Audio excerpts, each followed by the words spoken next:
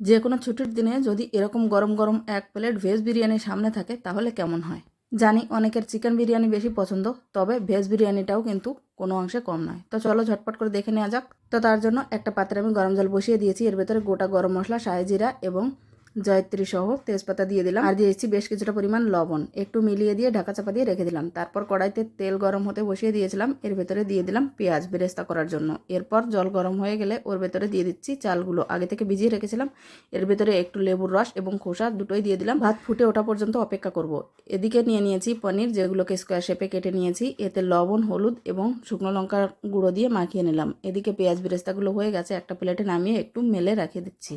এরপর ওই তেলের ভেতরেই দিয়ে দিলাম আলুগুলোকে বেশ একটু ফ্রাই করে নেব। এদিকে আলুগুলো ভাজা হতে থাক, আমি গরম জলে লবণ দিয়ে সয়াবিন দিয়ে দিয়েছি। এটাকে গ্যাস বন্ধ করে কিছুক্ষণের জন্য ঢাকা চাপা দিয়ে দেবো। এদিকে আমাদের আলুগুলো ভাজা হয়ে গেছে। এতে সামান্য লবণ হলুদ দিয়ে তারপর আরও একবার নাড়িয়ে তুলে নিলাম। আমাদের ভাতগুলো প্রায় 80 থেকে 90% কুক হয়ে গেছে। এগুলোকেও জল ঝরিয়ে রেখে দিলাম। এরপর ওই তেলের ভেতরে দিয়েছি পনিরগুলো ফ্রাই হতে থাক। এদিকে সয়াবিনটা আমি ঠান্ডা জলে বেশ ভালোভাবে ধুয়ে হাত দিয়ে জল নিংড়ে রেখে দিলাম। এদিকে আমাদের পনিরগুলো ভাজা হয়ে গেছে, পনিরগুলোকেও তেল থেকে তুলে নিচ্ছি। এরপর ওই তেলের ভেতরেই দিয়ে দিলাম সয়াবিনগুলো। সামান্য একটু লবণ হলুদ দিয়ে সয়াবিনগুলোকেও বেশ ভালোভাবে ভেজে তুলে নেব। একে একে সমস্ত সয়াবিনগুলো তুলে নিয়েছি।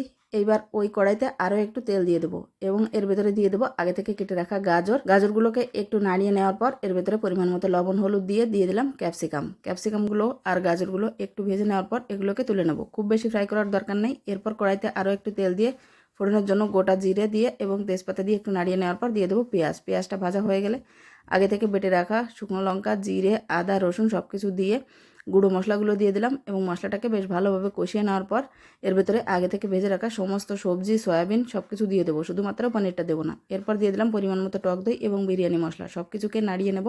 গ্যাসের ফ্লেমটা লোতে রেখে ঢাকা চাপা দিয়ে রান্না করে নিতে হবে। এদিকে যে পাত্রে আমি বিরিয়ানি বানাবো তাতে দিয়ে দিলাম একটু ঘিটাকে বেশ ভালোভাবে ছড়িয়ে নেওয়ার পর প্রথমে ভাত দিয়ে দিলাম, তারপর পেঁয়াজ বেরেস্তা দিয়ে সবজিটা দিয়ে দিলাম এবং কিছু পনির দিয়ে দিলাম। বেশ ভালোভাবে একটা লেয়ার তৈরি করে এরপরে বিরিয়ানি মশলা দিয়ে আবারও ভাত দিয়ে দিচ্ছি, পেঁয়াজ বেরেস্তা, তারপর বেঁচে থাকা বাকি সমস্ত সবজি এবং পনির সব কিছু দিয়ে একটু গরম মশলা আর বিরিয়ানি মশলা দিয়ে দিলাম। এরপর দুধের ভিতর ভিজিয়ে রেখেছিলাম একটু ইয়েলো ফুড কালার, সেটা দিয়ে দিলাম।